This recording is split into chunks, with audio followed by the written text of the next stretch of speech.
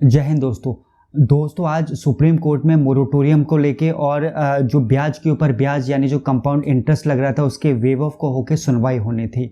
बहुत सारी याचिकाएं डाली गई थी मोरेटोरियम के ऊपर और इंटरेस्ट वेव ऑफ को लेके, जिसके बाद सुप्रीम कोर्ट ने 1 सितंबर को इसके बारे में सुनवाई करने का फैसला लिया। सुनवाई में सबसे पहले सुप्रीम कोर्ट ने जो सरकार की तरफ से वकील थे तुषार मेहता, उनसे पूछा, उनका पक्ष जानना चाहा।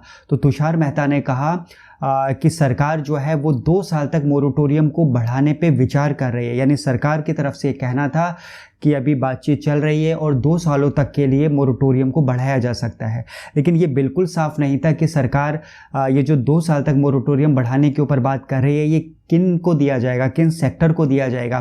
क्या ये जो आम आदमी है, जो आम लोग हैं उनको दिया जाएगा, या जो कुछ स्ट्रेस्ड सेक्टर हैं केवल उन्हीं के लिए है। क्योंकि अभी तक तो जो सरकार का जो नज़रिया रहा है, जिस तरीके के रूल्स एंड रेगुलेशन आए हैं, उनसे तो यही देख के लग रहा है कि सरकार को हम जो आम लोग हैं उनसे ज़्यादा चिंता जो है वो बड़ी बड़ी कंपनी और बड़ी बड़ी ऑर्गेनाइजेशन है, केवल उन्हीं की है। इससे पहले भी जो आरबीआई का सर्कुलर आया था एक, उसमें ये बताया गया था कि जो मोरेटोरियम है वो 2 सालों तक जो है बढ़ाया जा सकता है, लेकिन उसमें क्लैरिटी नहीं थी। और सबसे बुरी बात ये थी कि पहले जो अथॉरिटी सबको मिल रखी थी मोरेटोरियम लेने की, वो जो अब अथॉरिटी है वो टोटल बैंक के पास में रहेगी। यानी बैंक डिसाइड करेगा कि आपको वो मोरेटोरियम देगा या नहीं, जो आरबीआई का पहले सर्कुलर आया था। तो वो बैंक जो मोरेटोरियम जब चल रहा था उस समय लोगों को हैरेस कर रहे थे, उस समय लोगों को परेशान कर रहे थे मोरेटोरियम के बीच में, और दबाव बना रहे थे उनको इंस्टॉलमेंट देने के लिए। वो जब उस समय उतना दबाव बना रहे थे तो अब वो कैसे 2 सालों तक मोरेटोरियम को बढ़ाएंगे, कैसे जो आम लोग हैं उनको बेनिफिट दे सकते हैं, ये मेरी समझ से बाहर है। तो मुझे नहीं लगता कि बैंक इतनी अच्छी नीयत के हैं कि अगर उनके हाथ में सारी अथॉरिटी दे दी जाएगी तो वो जो आम जनता है उसके बारे में कुछ सोचेंगे या उसके भले के लिए सोचेंगे। ये इंडस्ट्री एक ऐसी है जो सिर्फ लोगों का खून चूसना जानती है, सिर्फ प्रॉफिट कमाने का इनका मतलब है। जो आम लोग किस चीज़ से सफ़र कर रहे हैं, किस परेशानी में है, इनसे इनका कोई लेना देना है नहीं। तो ये 2 सालों तक जो मोरेटोरियम बढ़ाने की बात हुई है ये किस सेक्टर को दिया जाएगा, कोई भी क्लैरिटी नहीं है इस बारे में। कुछ भी नहीं है। तो हलफनामा ये सरकार के वकील जो थे ये उनकी साइड से दिया गया। तो अब देखना है कि क्या होता है, किन सेक्टर को मिलेगा। दूसरा जो बात थी वो वेव ऑफ के ऊपर थी, जो ब्याज के ऊपर ब्याज लग रहा है। ये दूसरी हेयरिंग, दूसरा जो कन्वर्सेशन हुआ वो उस बात के ऊपर हुआ।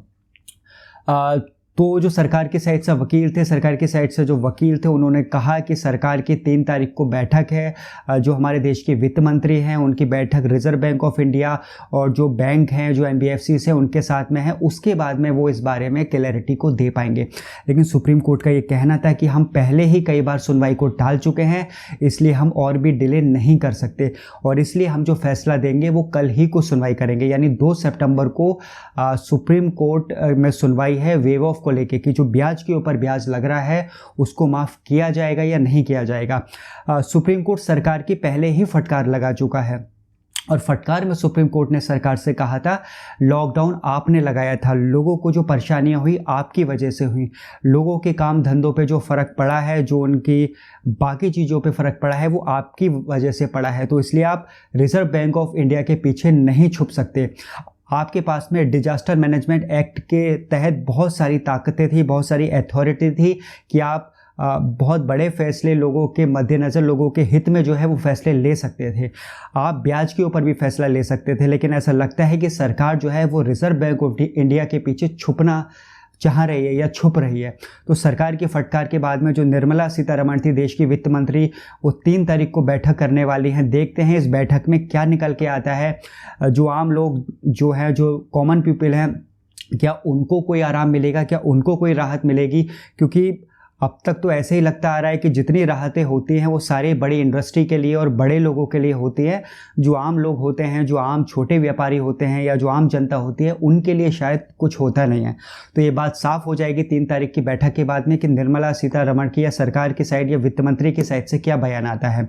और सुप्रीम कोर्ट का जो कल इंटरेस्ट वेव ऑफ के ऊपर फैसला आने वाला है उस पर भी हमारी जो है हम देखेंगे कि क्या फैसला आता है, और उसके बाद में कोई भी अपडेट होगा तो मैं आपको बताऊंगा।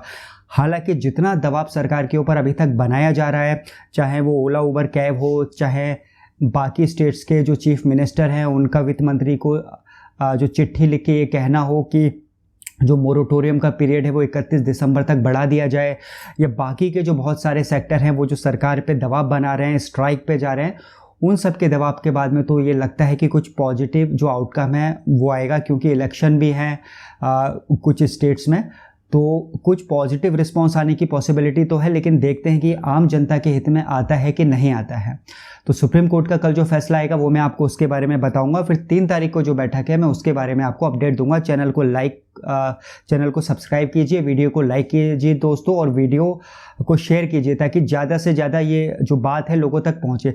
दोस्तों, आप वीडियो को जितना शेयर करेंगे, जितना लाइक करेंगे, उतने ज़्यादा लोग देखेंगे और उतना ही ज़्यादा सरकार के ऊपर दबाव बनेगा।